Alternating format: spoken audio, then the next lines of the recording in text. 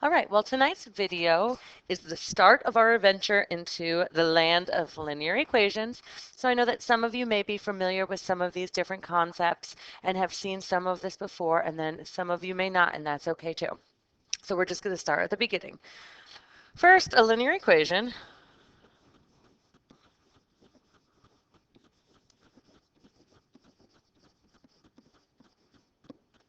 is an equation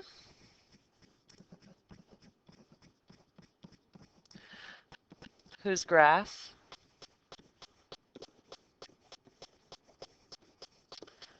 is a straight line. And we had talked about this a little bit during this previous chapter. Linear, if you notice, the beginning of the word is line. All right, so these equations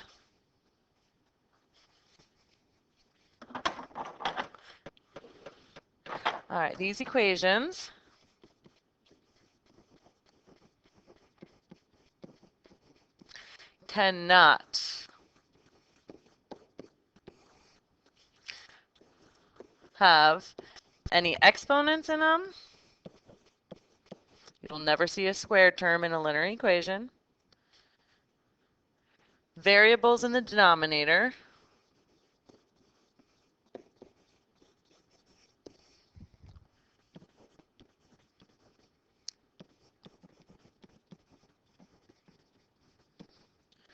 Or variables multiplied together.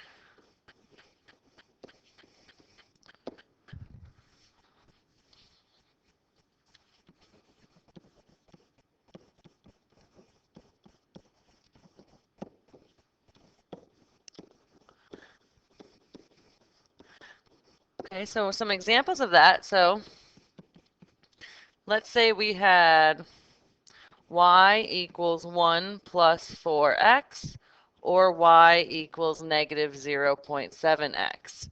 These two are examples of linear equations, and I'll give you a specific equation or a standard form of a linear equation. Those are examples of linear equations. These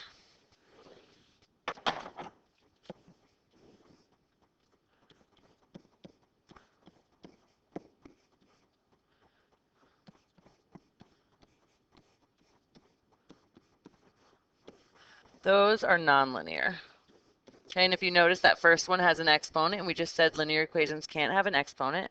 And that second one has a variable in the denominator, that fraction, that is also not allowed with linear equations. Okay, so let's look at this standard form.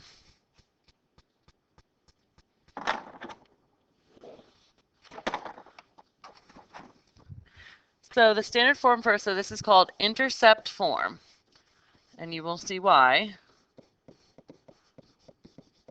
It's also known as, you also will hear slope intercept form, and this will make a lot of sense in a second.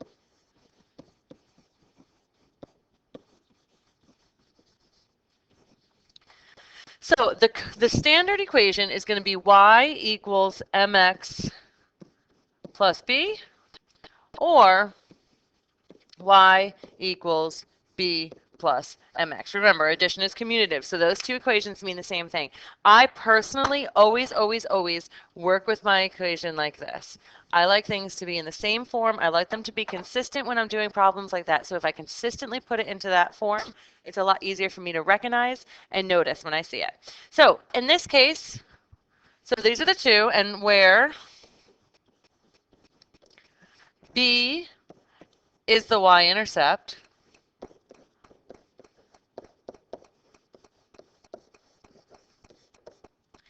and m is the ding, ding, ding, ding, ding, slope. And there you see why it's called slope-intercept form, because it's in the form where it's telling us the slope and the y-intercept of the linear equation. Okay, so the y-intercept, again, I know that this is a review for some of you.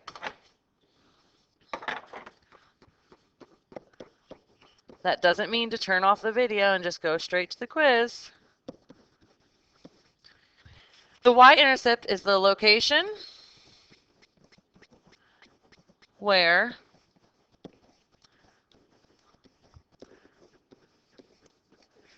the graph of the line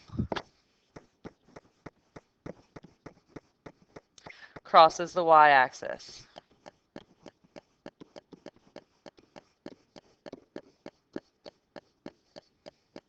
And at that position,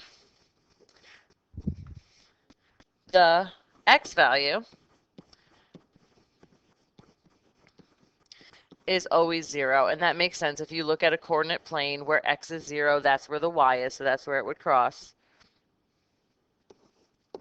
Okay, so that's the y-intercept, that spot where the graph of the line crosses the y-axis. I'm sorry. Yes, crosses the y-axis. Yes. Okay, so that was B, and then we have M. M is the coefficient. Why am I not writing?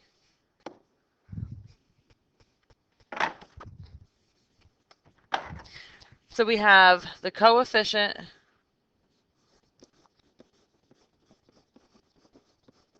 of x, and that's M. This is the number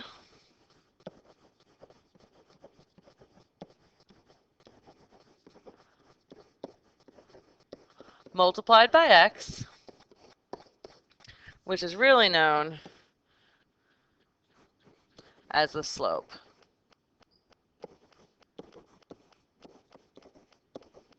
So there you have it. We have the y-intercept, which is B. We have the coefficient of x, which is M. It's also known as the slope. And those two components make up a linear equation in slope-intercept form. So let's look at a couple applications of this. First, we're going to write each equation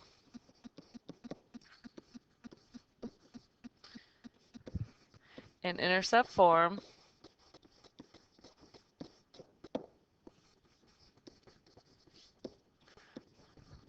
Then we're going to name the y-intercept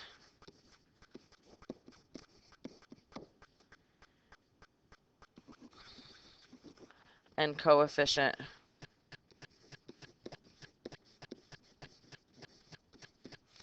of x, aka the slope.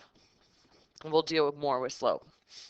So let's look at a couple examples. First one, we have y equals -6 plus 2/3 x.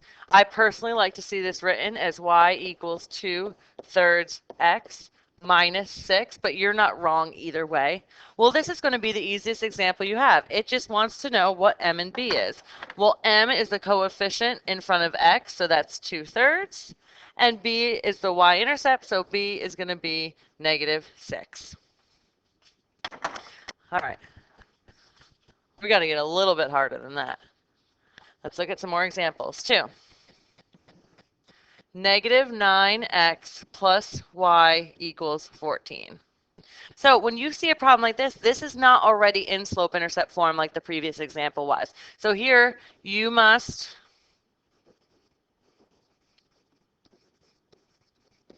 get the y alone. Right, and we know how to do that. We've worked with this before. How are we going to get the y by itself? Well, first I'm going to start and I'm going to add 9x to both sides. I then have y equals 9x plus 14, or 14 plus 9x. Again, either way, it's the same thing. So now we can easily say that our m, our coefficient in front of the x right here, is a 9, and that would make our b right here. Our b is our y-intercepts, and that's equal to 14. All right, we'll look at a couple more examples. Of course, we're going to get progressively harder as we go on.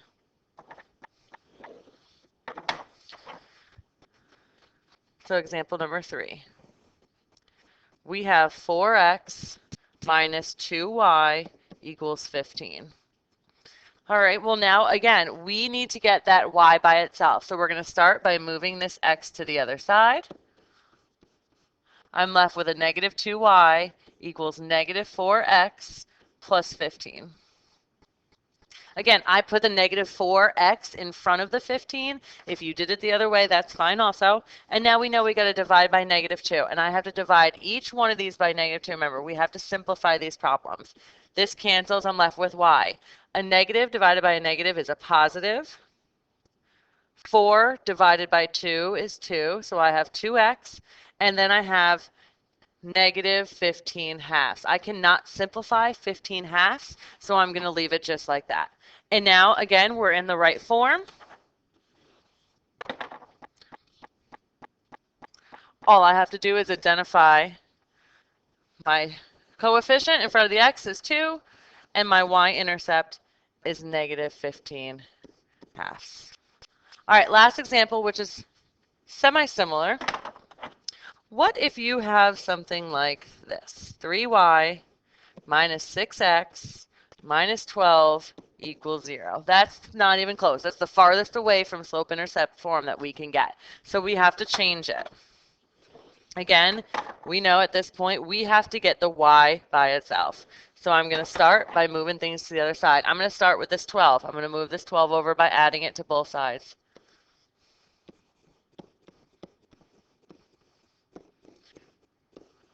All right, well now I got to get my x on the other side, so I'm going to add that over there too. I'm left with 3y equals 6x plus 12.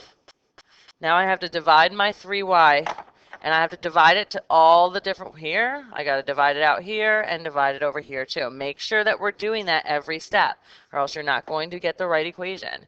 These cancel. I'm left with y. 6 divided by 3 is 2x.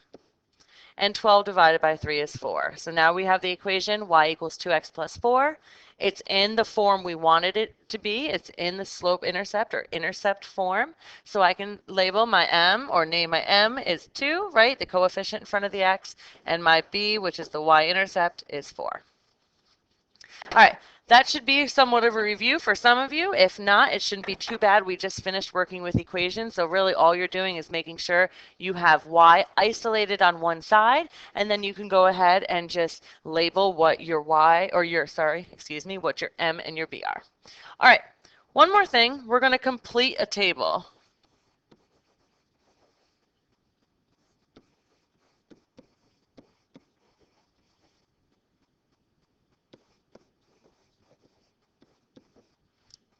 So here we need to complete a table given this equation.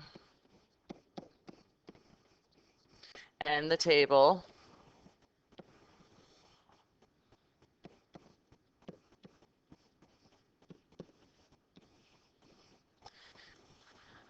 I know we've done this before and we've looked at this recently. So the first thing I'm going to do is I'm going to put into intercept form and then plug values in to get x. And this is very similar to what we did on the test. So let's first put this into intercept form. 3x minus 4y equals 124. I'm going to move over my 3x. Negative 4y equals negative 3x plus 124. I'm going to divide everything by negative 4.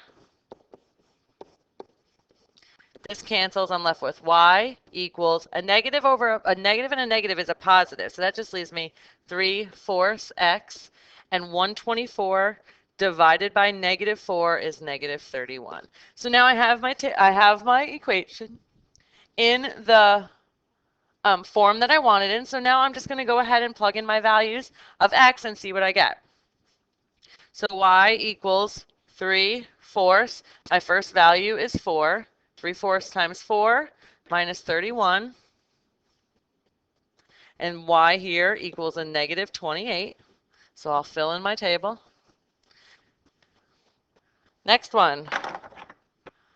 Y equals 3/4 times 12 minus 31. 3/4 times 12 minus 31. We're going to get y is equal to a negative 22.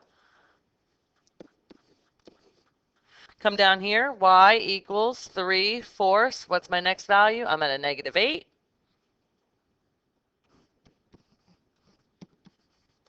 That's going to leave me with y equals -37.